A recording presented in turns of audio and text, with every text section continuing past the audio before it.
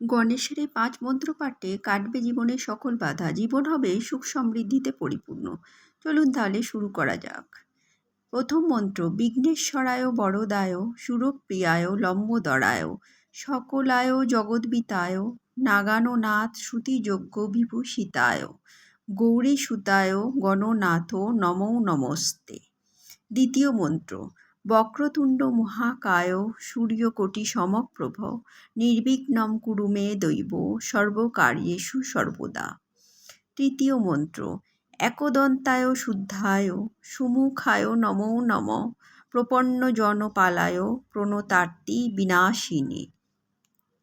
চতুর্থ মন্ত্র: অমেয়ায় চ হেরম্ব পরশুধারকায় তে মূষকবাহনায়ৈব বিশ্বেশায় নমো নমঃ।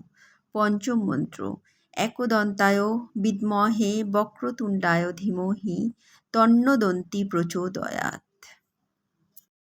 হে বিঘ্নকর্তা, আপনি বিঘ্ন দূর করেন, অভীষ্ট বর প্রদান করেন।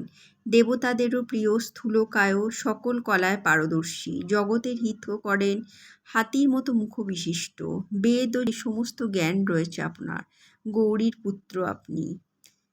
ব্যাকানো সুর, বিশাল শরীর, কোটি কোটি সূর্যের সমান তেজ আপনার মধ্যে। হে প্রভু, আমার কাজে যেন কখনো বাধা না আসে।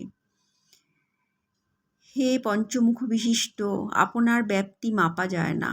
আপনার হাতে থাকে পরশু, আপনার বাহন ইঁদুর।